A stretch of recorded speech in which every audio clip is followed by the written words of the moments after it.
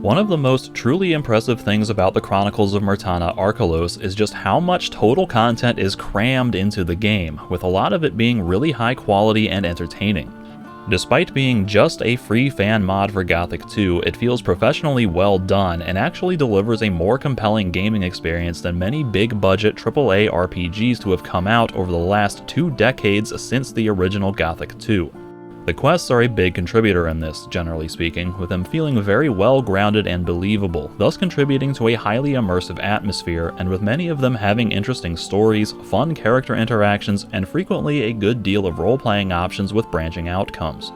As with every game, however, not all quests are created equally, since some will naturally get more attention in development given that they're meant to be a major focus, while others will receive less attention by virtue of being merely optional side content.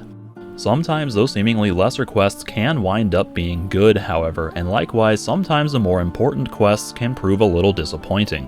For this video, I just want to talk about some of my favorite quests and what makes them enjoyable to me, with some attempt at ranking them, and also talk a little about some quests that I didn't like as much that I wish could have been better. Please note that this is not meant to be an objective list of the best or worst quests in the game, it is merely my personal opinion based on what I liked or disliked about some of them. And of course, I'm going to be spoiling the plotlines and outcomes for some of these entries, as well as many details surrounding the main story, so bear that in mind and just treat the entire video as spoilers.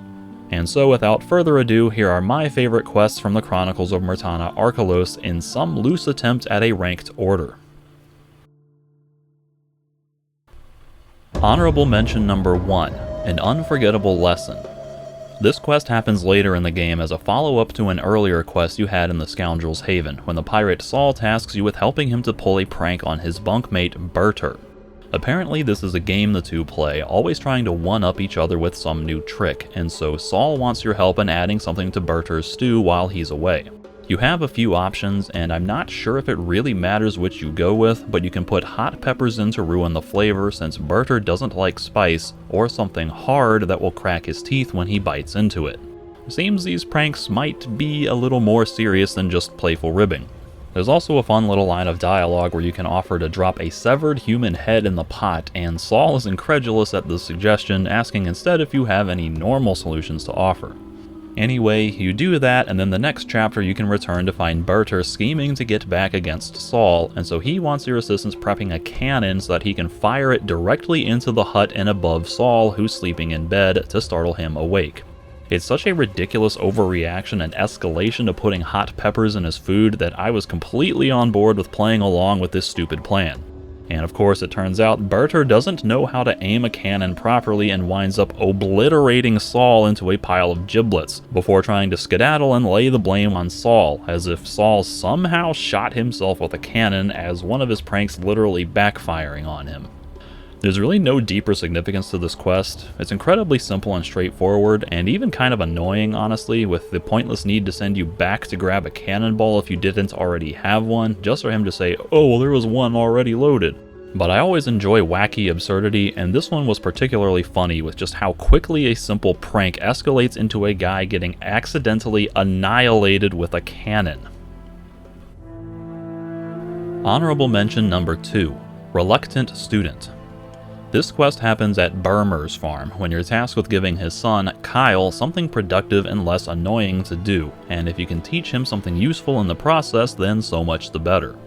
It would seem that Kyle is awfully inept, basically failing at every endeavor he sets himself out to, which as of late includes building a granary that he forgot to put a door in, which is a concept that may come back to haunt him later in another similar sort of situation. As you may remember from Gothic 1, this is the same Kyle who built his hut too close to the ditch in the old camp where it obstructed the walking path, who then later returned from the mines to discover that a second door had been put into his hut so people could continue walking the path. Don't build your hut close to the ditch, they said. But none of these bastards told me what would happen if I still did it. When I came back from the mine a few days ago, I had a second door. Those pigs, I hate them. I can't tell you how much I hate them. Now everybody runs through my hut. Every idiot. Kyle wasn't very important in Gothic 1, basically only existing for that one dialogue exchange to be an amusing bit of world building, but now thanks to Archolos we get to see a small origin story for him. Kyle, it would seem, has been annoying his father Burmer with his constant sawing, and has no interest in learning useful skills like hunting or blacksmithing, but does have a strange obsession with climbing things, although he's apparently not very good at it. The actual quest is fairly simple, basically just running around the farm while Kyle gets into various failed shenanigans, culminating with an objective to teach him how to climb a tree. So you climb up it to demonstrate how it's done, but he wasn't paying attention when you climbed down and gets stuck, so you have the option to fetch a ladder for him. And that's basically it. I could see this quest possibly being annoying to some people, given how utterly incompetent Kyle is and the fact that it's basically just a glorified babysitting quest, but the reason I like it is because it shows some of the creativity in the quest design and what fun little things can be done with this engine, where just simply climbing a tree is an objective in and of itself. Of course, they had to model the tree in a very specific way to make it climbable with the normal climbing mechanics, which does look a little odd, but it does take a minor amount of user skill to position yourself correctly and not fall off, and works better for the sake of gameplay than coding the tree to be like a ladder and then just climbing straight up the trunk. Plus, Kyle himself was a fun character in Gothic 1, so it's nice to see more of him, and I think they did a tasteful job with expanding on what little we know of Kyle to create this backstory. Honorable Mention number 3, Eternal Rest. This quest takes place in the Misty Marshes, a spooky, haunted swamp where you discover an animated skeleton named Fane lying in a shallow grave begging you to kill him because he's bored with his undying existence. As an immortal undead, he can't be harmed by physical means, but there's no readily apparent solution that either Fane or Marvin can guess. The normal solution, which you might guess if you remember how certain spells worked in the original games, is to use some type of holy magic spell like Destroy Undead. If you have such a spell scroll on you, then that's all it takes and you can finish the quest quite easily for a good chunk of experience and a few special items. If you don't kill him right away, however, then you can recruit him to join you on the expedition into the Vardal Underground, which he finds poetic on account of a cursed undead trying to find a way to die in a place full of undead. Anyway, this plan doesn't go too well. Or maybe it does in a twisted sort of way, since the water mage Riordian kills Fane on sight once he arrives because Riordian mistook him for a common undead which had attacked you and the party earlier. Again, as with my other honorable mentions, this quest is really short and simple, although the solution can be quite delayed if you opt to bring him to Vardal. But the reason I like it so much is just how unusual the scenario is for a Gothic game.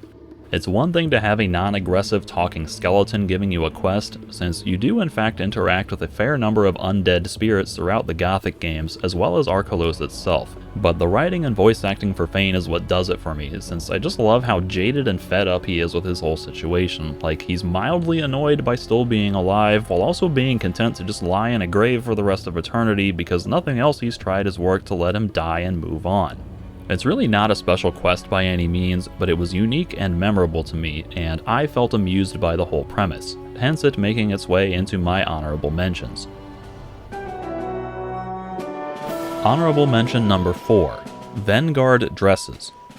This quest happens later in the game if and only if you've joined the city guard, when the royal envoy of King Robar arrives on the island with orders to instill a new uniform across the kingdom, which, it turns out, is actually the goofy-looking light militia armor that you see used on Corinus in Gothic 2.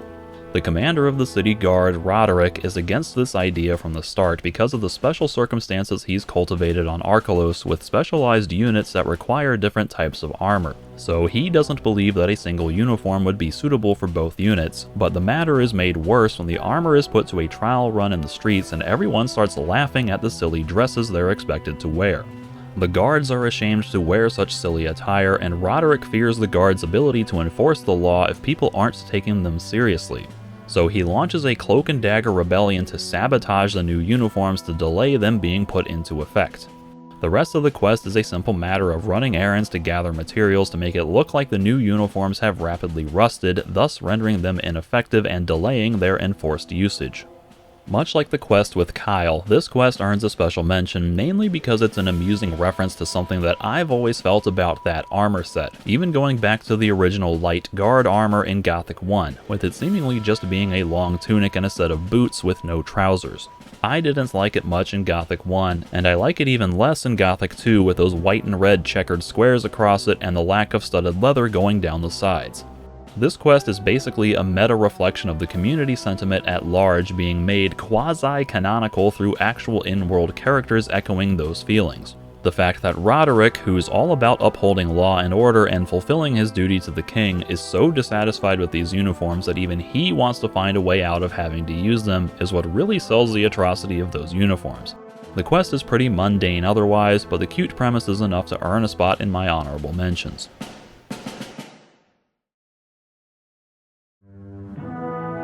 And now with the honorable mentions out of the way, we can move on to my actual top-ranked favorite quests with number 4, Golden Innoses. This might be a controversial selection because I actually kind of hate how this quest ends, but I think it's still a fun and entertaining quest up until that point, and even though I don't like the ending, it still has some decent narrative implications. This quest takes place in the city, and it's initiated outside the Cathedral of Innos where the fire mages preach their gospel, when a paladin by the name of Kondak approaches you because he's getting fed up with the sleazy merchants peddling cheap knock-off golden statues of Innos right outside the cathedral, or as the game likes to call them, Golden Innoses.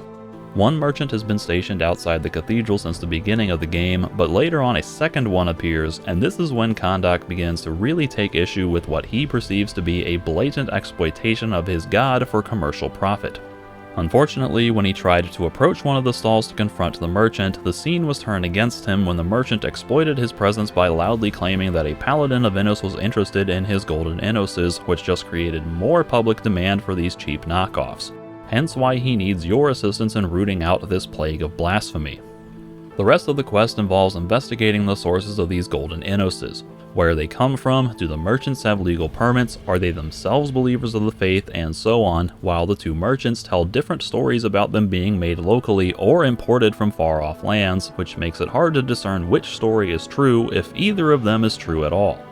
You can go to the city registrar to check on the status of their permits, which seem to be legit, although one of them is somewhat suspect because it's much older and has only been put to use recently, but then neither of them is forthcoming with details about where they actually get their Golden Innoses from, with them claiming different origins despite appearing to be the exact same product.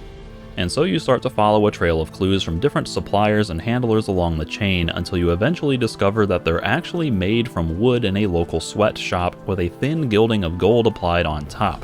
And then suddenly a third merchant stand appears outside the cathedral, and this time you can discover that there is actually illegal contraband and other valuables hidden inside these Golden Innoses.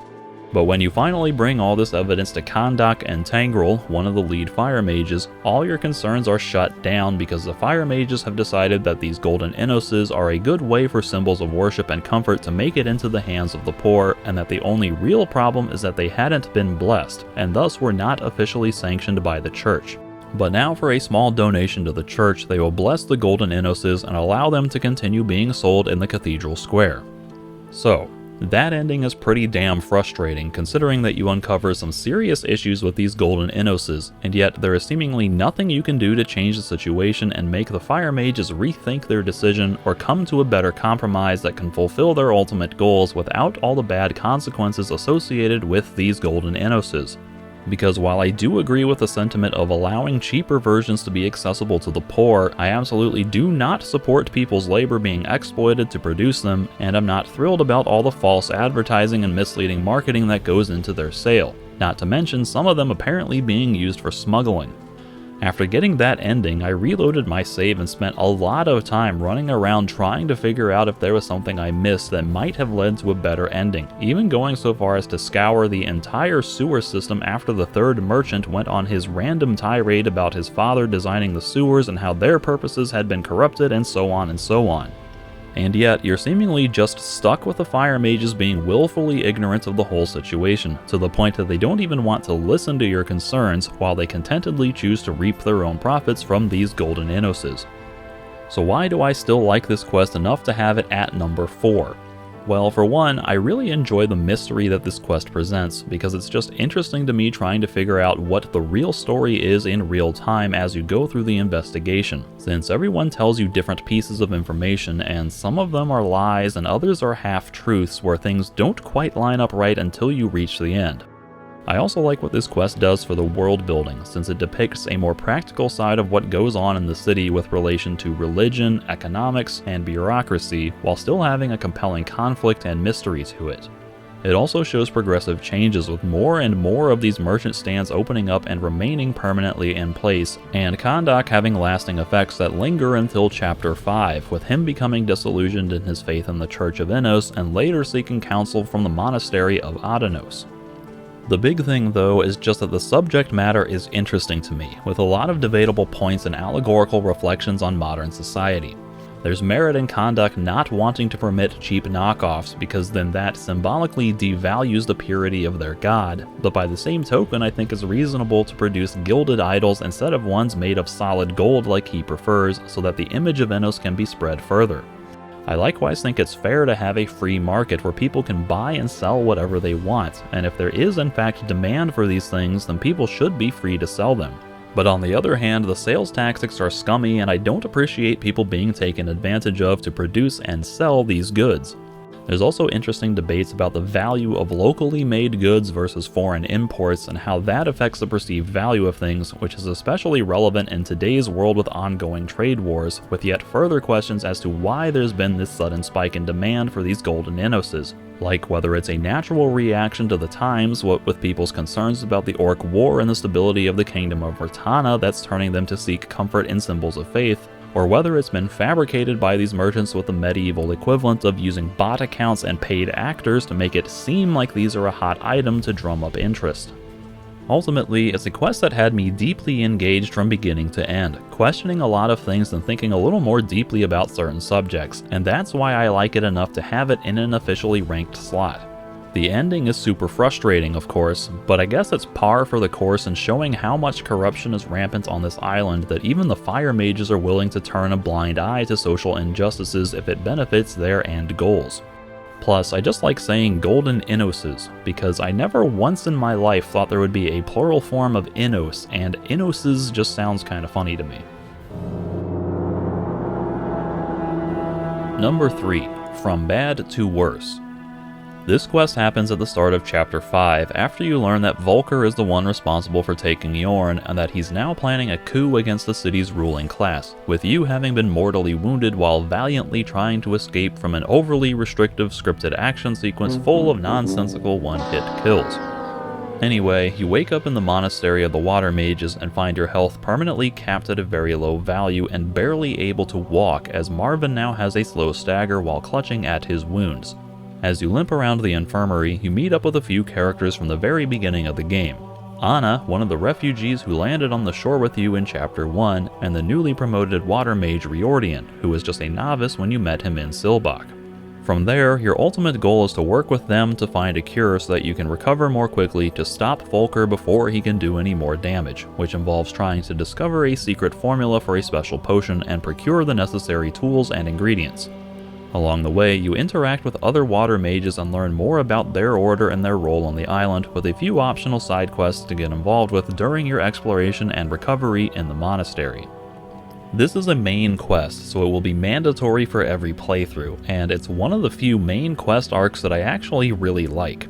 It's not necessarily a good quest in terms of RPG mechanics, since it's so heavily scripted with story moments and not a lot of meaningful choices to make. There are tons of non-interactive doors that appear and disappear to arbitrarily restrict your access to places until the game explicitly wants you to be there, and almost every task you get involved with has but one single solution that you must perform exactly as the designers envisioned. The only time your input might actually matter is when you're tasked with preparing the potion recipe from memory, but I don't think that even does anything significant either, since you get the same cutscene and narrative outcome no matter whether you get every step right or every step wrong. You just get less experience for each mistake. That's a bit of a bummer, so for those reasons I could see people not liking this quest, because frankly it is such a stark departure from the typical gameplay systems that you experience throughout the entire rest of the game, with being so heavy-handed with the linear scripting. But I actually really enjoy these quests because they're a little different, because it offers a refreshing change of pace that I find welcoming after 100 plus hours of the usual gameplay formula. These tasks in the monastery instead play out more like a straight-up adventure game, with you needing to find a specific item and use it in a specific way to solve a puzzle of sorts, with some degree of logical deduction involved. Like when you're tasked with sorting books in the library by reading them to know which shelf each book goes on, which is not as simple as just reading the titles themselves. Most of the time, however, the puzzles involve using spell scrolls, like searching a room for a potion recipe and trying to find a way into a locked chest, which ultimately involves finding an open lock scroll in a book, or casting a slow spell on one novice to help the other win a contest of picking grapes so he'll give you his mortar, or casting an enlarge spell on a harmless rat to scare away a novice chef so you can take his cauldron, among other things. You find these spell scrolls as you explore the monastery and are rewarded them as you complete other tasks, and so the puzzle is solved by connecting the dots between each scroll and each task, while making sure you don't inadvertently use one on the wrong task and waste it. The solutions become pretty obvious once you start getting enough scrolls to realize that each one has but the one intended use, but I still enjoy that deductive process of figuring out their intended uses. Really, this type of situational spell use reminds me of gathering the focus stones in Gothic 1, which is one of my favorite quests in that game, since each task gave you a special scroll to use in situations that you may not have bothered with until then, so I enjoy experiencing similar feelings as that in Archolos.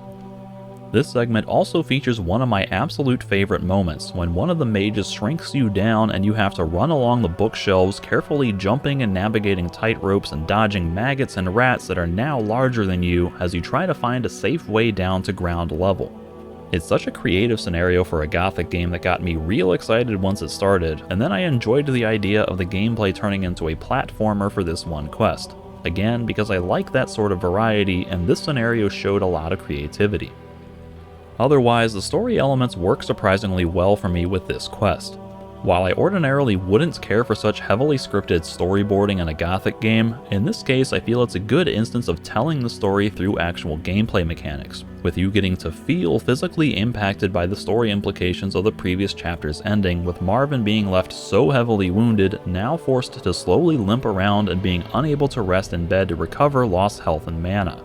Losing all of your equipment and having your stats capped real low also helps to explain why you're stuck in some of these restrictive scenarios, since even though your character may be a highly dexterous thief, you can't pick a lock without the right tools, and even if you're supposed to be a strong, burly warrior, you can't really survive a fight against others when your vitality is so low, and even if you're a powerful mage, you can't cast much magic without your runes and only limited means to replenish spent mana.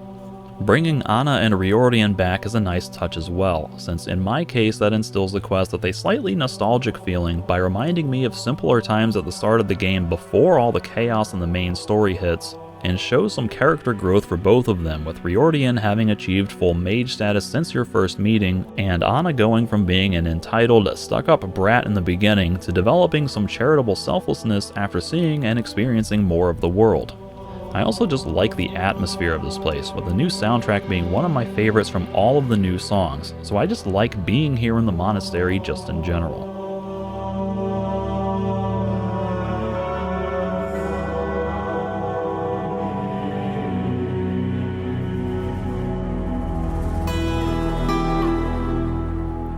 Number 2. The Vardal Underground.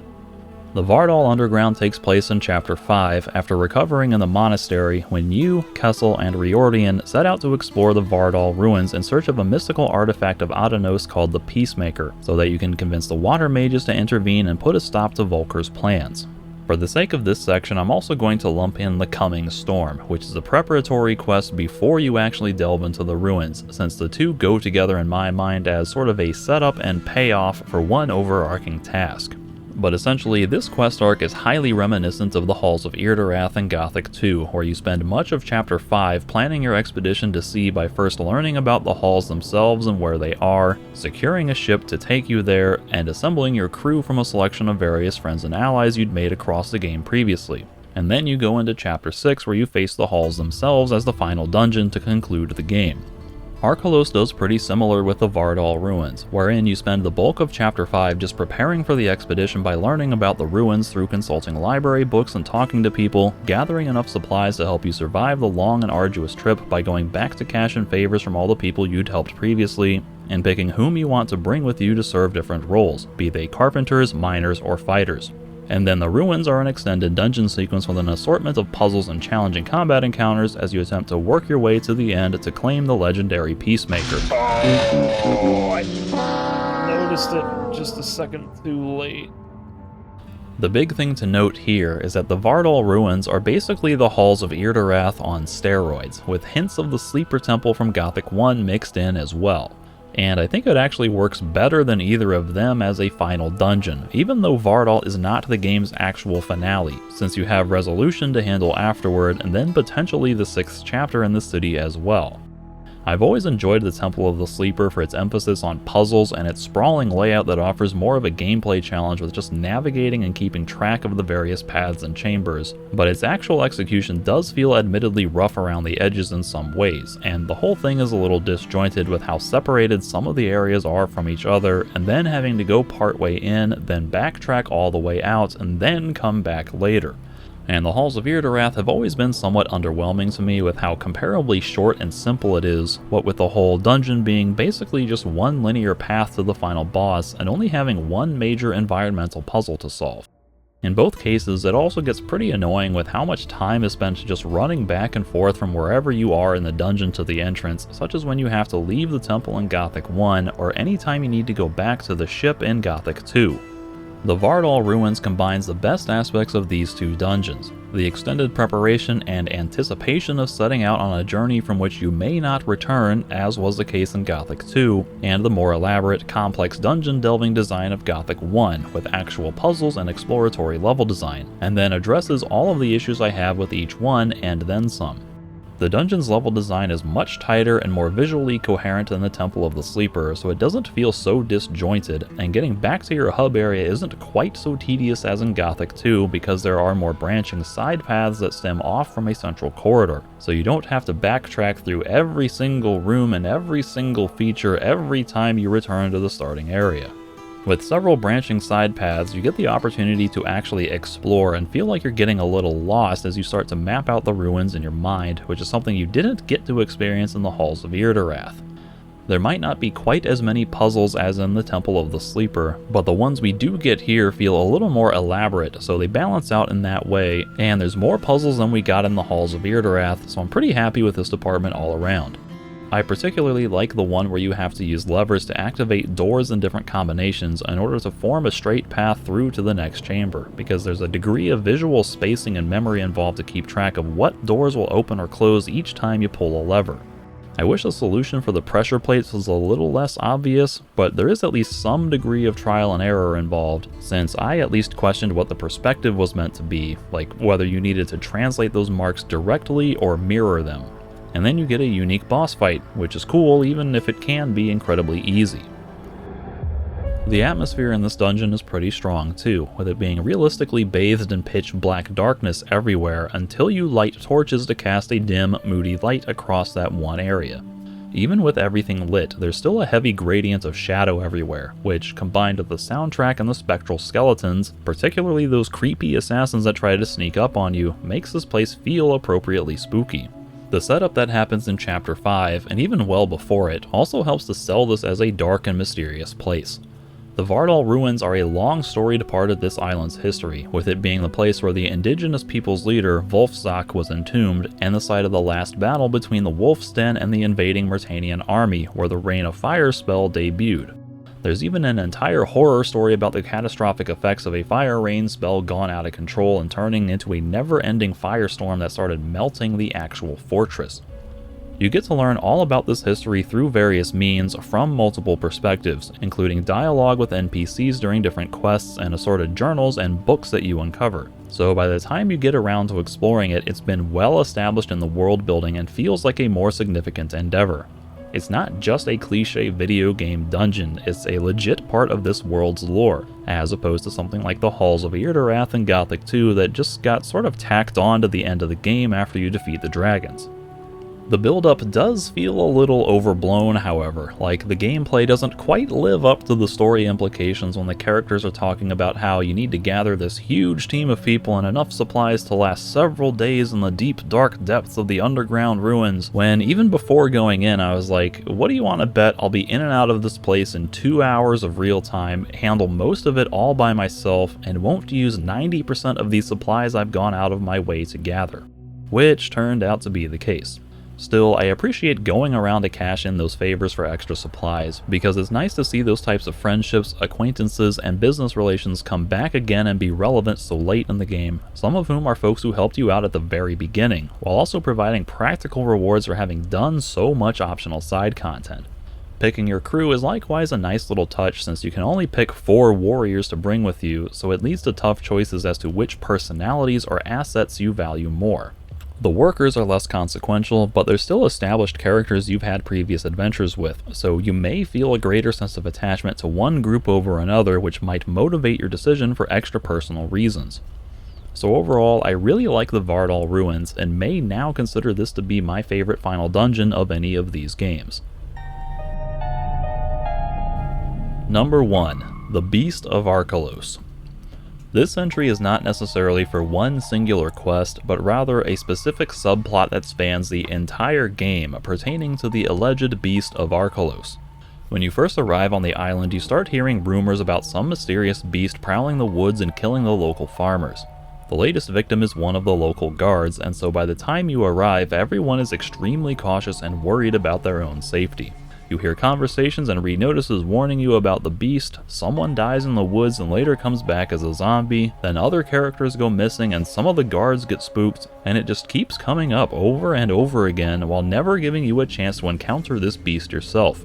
For the first 4 chapters, the beast is literally just world building, a background detail that you hear referenced from time to time. This was one of the most alluring subplots of the entire game for me, because I just loved how well the game built up this mythos and the mystery of what the beast actually is. Is it a wild animal, a dangerous predator, a supernatural being? It's pretty ominous and foreboding, and made me very eager to get a chance to finally resolve the mystery. Eventually, you get the chance to go on a quest dedicated to hunting the beast, in which the Lord of Silbach arranges a group of elite hunters to track and execute it in a competition. This leads to a whole elaborate setup where you meet up with everyone to receive the mission briefing, then hang out at the inn where you're unfortunately forced into getting drunk so that your character can oversleep and wake up late with the hunt already underway. That forced pretext bothers me, but you move past it, and then you're running around the woods looking for clues, and soon start running into other members of the hunting party who are being picked off one by one, with a few dramatic moments like hearing the distress horn blowing across the forest and running to find the latest victim already eviscerated. And then eventually you find your way into a previously inaccessible cave on a high ledge, where you discover a strange-looking razor clad in armor which you defeat and haul back to town for a celebratory feast, complete with a full debriefing of what happened and getting to hear commentary from a bunch of important characters who've been invited to the feast. That ostensibly is the end of the whole Beast of Archolos questline. You find the beast and kill it, and all is well in the world. Until you reach the endgame slideshow, which mysteriously tells you that people are still disappearing and the locals believe that the beast is still somehow at large. Because in actuality, the razor you caught wasn't the beast, but was a red herring planted there to draw attention away from the real beast, Detloff, the other hunter who survived and who helped you take down the armored razor. It turns out he had apparently become so bored with regular hunting that he wanted a new thrill to further test and hone his hunting abilities, and thus sought to go hunting as a beast himself by using transformation scrolls. You only discover this fact if you ask enough of the right questions and are actually thorough in your search of the woods. There are plenty of small clues to stumble upon, like spent mana potions and spell scrolls lying about in the periphery of the woods, and questionable details about some people's wounds that you might not notice depending on what you choose to search. Way off on the other side of the island, you can even find the cage where the orcs had been keeping the armored razor before Detloff appropriated it. And it's all surprisingly easy to miss. The quest journal doesn't even pop up to summarize what you see. At most, you just get a vocal line of Marvin saying, or something. And it's up to you to find these little details in the first place and then mentally connect the dots on what it all means and express doubt at the appropriate moments instead of just taking everything at face value. I mean, the clues themselves are so subtle that you might find enough of them to unlock the true ending and still not even realize you supposedly solved the mystery, as was the case for me, because I had missed a few pieces of critical evidence that would have implicated Detloff more directly. So even though I was highly skeptical that the Armored Razor was the supposed beast, I didn't personally pin it on Detloff, which made the big reveal even more surprising and made me very pleased to know there was in fact more to the story than the game was letting on. If you found the majority of available clues, you're able to visit Detloff in his home in the city after the quest is complete and ask him about everything, and then he reveals the truth and you're able to defeat the actual beast. At which point you get a Steam achievement and unlock the good slideshow ending in which peace and prosperity are able to return to the farmlands now that the mysterious deaths and disappearances have finally stopped. And that's the quest. I don't have much deep analytical insight to offer on this one. I just really like the mystery and the world building with how long this subplot gets drawn out with new developments before it's finally resolved near the end of the game, and how the quest design allows you to fail to find the real culprit until it's too late, without even informing you that there was another option you missed. It's nice how much personal responsibility is on the player to find the evidence, connect the dots, and follow through with everything without the game explicitly leading you to the correct ending, which makes finding the real ending so much more satisfying, especially if you can do it on your first try without having it spoiled for you.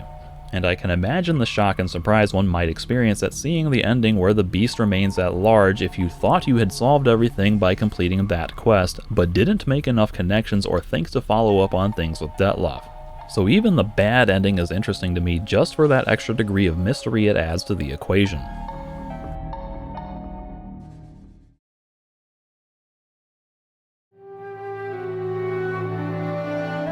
With my favorite quests out of the way, I'd like to take a moment to talk about some other notable quests that I didn't like as much. That's not to say that these are necessarily bad quests, but they each had some kind of issue that bothered me that I wish could have been better in some way.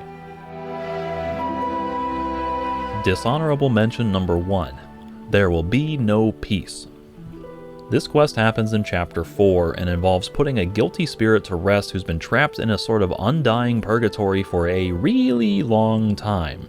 In that time, he's forgotten who he is and what he did to deserve his punishment, and so the quest involves tracking down pages from his diary to learn his backstory and finding a way to put his soul to rest once and for all. The actual quest plays out a lot like the Chronicles side quest in Gothic 1, where each page describes some kind of location and it's up to you to deduce where that next location might be and then hunt down the next page. This part of the quest is interesting because I always enjoy that degree of deductive reasoning and figuring solutions out on my own, and this one also includes a good bit of exploration too. Plus, the story that the diary pages tell is interesting and contributes greatly to an important bit of lore and world building with regards to the Vardal ruins, so I do actually like this quest in general. The reason it ends up in this section is because the actual process of doing everything is pure tedium. For one, Tonan's pathfinding gets consistently glitched out when going up the steps, which adds extra hassle trying to fix his path until you realize that he thankfully teleports to where he needs to be if you just ignore him, and then the ghost talks really slowly if you choose to listen to the whole thing instead of just skipping past everything.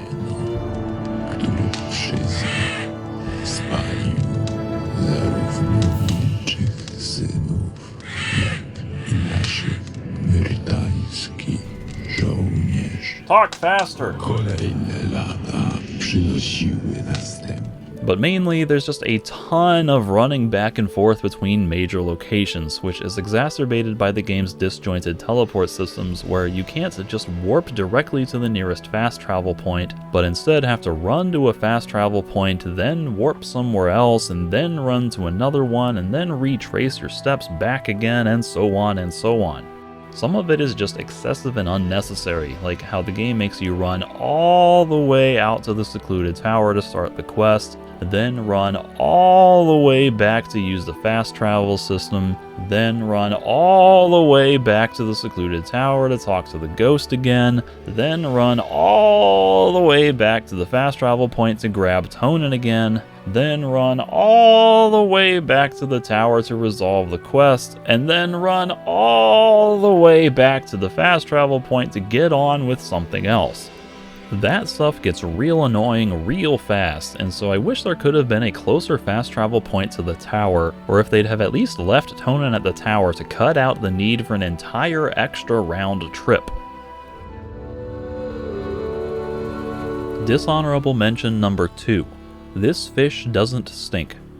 This quest is triggered in the city, in which a merchant tasks you with securing a trade deal with a group of fishermen at the Sailor's Retreat. It's a fairly simple and straightforward quest, but the destination is inconveniently far away, and so it's not one you can resolve quickly without feeling like you're ignoring a ton of stuff in the world to focus solely on resolving that quest, unless you take the quest giver's advice to just swim the entire long-ass way over there, which is not a very fun prospect either.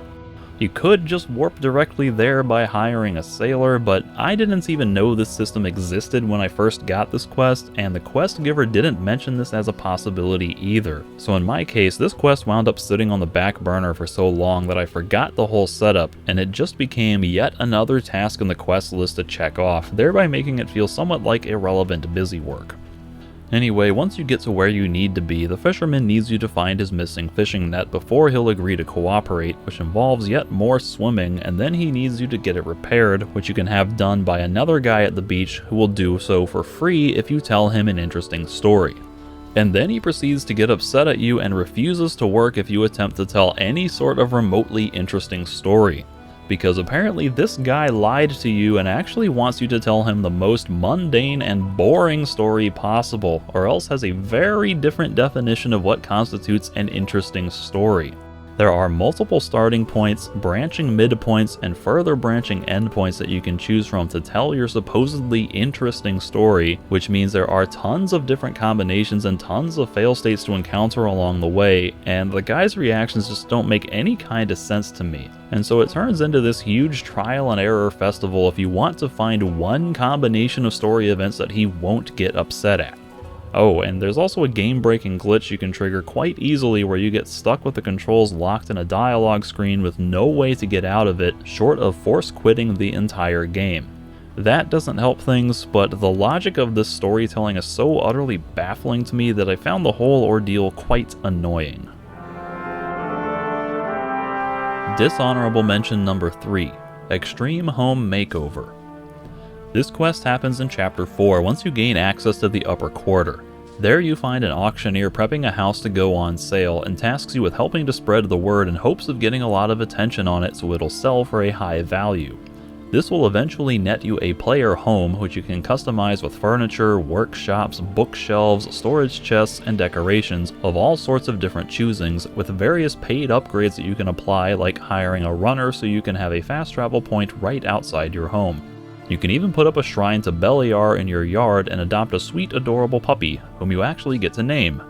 It's kind of a neat little hub if you want to make something fancy out of it, but I personally do not care about any of that, except maybe the dog and having a safe place to store all of my crap, and so I didn't get much use out of this player home. The reason the quest is in this section is because I hate how linear and convenient the quest to get it is. There are multiple points along the way where things just happen automatically with no chance for you to come to your own solutions or even figure out what to do on your own. Your first task, for instance, is to get more copies of the notice made, and the journal suggests you can ensure less competition for you to buy the house if the date on the notice is wrong, but you don't get the chance to say anything about this when talking to the copier. The guy just conveniently makes a mistake and writes the wrong date. And then the journal says you need to get someone else to go to the auction and bid for you so as not to arouse suspicion, and then your old pal Kazim just conveniently shows up in the harbor as you're placing the notice there, and he's your dedicated option for this quest.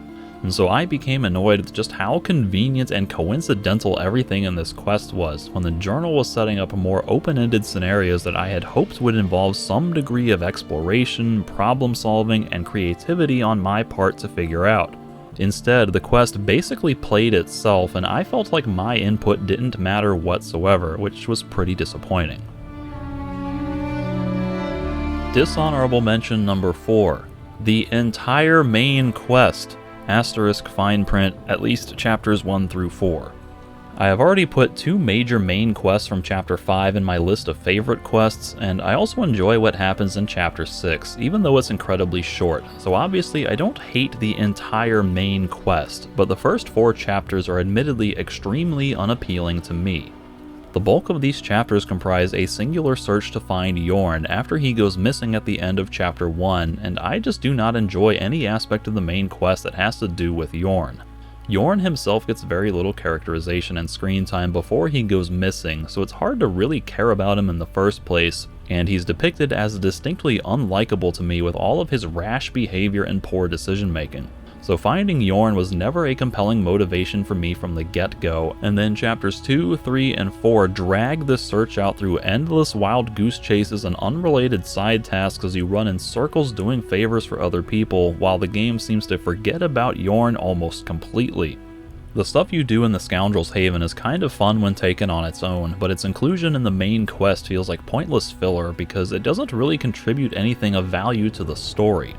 Getting into there is kind of frustrating too, with how big a deal is made of this being some super secret hidden location that you have to sail to reach, and how you won't be able to return from there, and then it turns out it's just that one cave in the swamp you passed dozens of times earlier in the game but couldn't enter due to death by cutscene.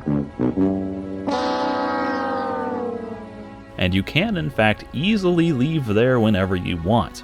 And then the stuff with Volker's assassination attempt comes up, and I'm just like, why should I care about this? And then after a bunch of run around to figure out the suspect didn't do it, you're sent to the Wolf's Den to try to find the real assassin, and you're met with such exceptional quests as go kill X amount of easily defeated common enemies to prove yourself, and go fetch X amount of people to guard a gate from these creatures you've already easily dispatched and can easily handle yourself by fetching a pillow for one guy and a hangover cure for another guy. The longer this all went on, the more and more fed up I became with feeling like the story just wasn't going anywhere, which was exacerbated by the fact that this was all supposedly being done in the interest of finding Yorn, which I didn't care about to begin with. The main quest eventually turns into something else at the end of Chapter 4, and that's when it finally got interesting for me, but I just feel like it takes the game way too long to get to that point, and wish that the earlier stages in Chapters 2, 3, and 4 could have dealt with the central conflict that becomes the actual main story a little more directly. As it is, it makes the entire main quest until Chapter 5 feel like a red herring at worst, and merely groundwork exposition at best. I could go on for much longer on this subject, but I want to keep my thoughts pretty short and simple here and save the heavier critiques for my full review, but suffice it to say for this video, the main quest just did not appeal to me in general, and that's a bummer considering the main quest is not exactly optional in these games.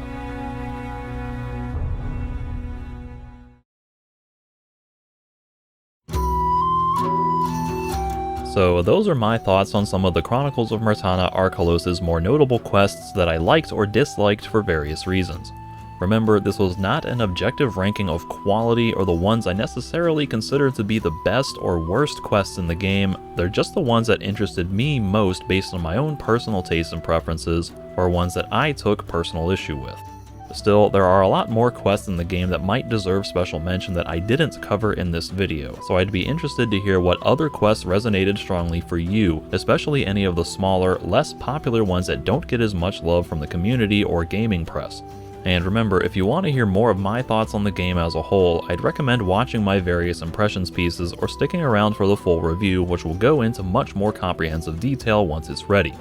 If you've made it this far and you've enjoyed this video, then please consider liking, subscribing, and sharing the video. It really helps me out and I would greatly appreciate it. Thank you.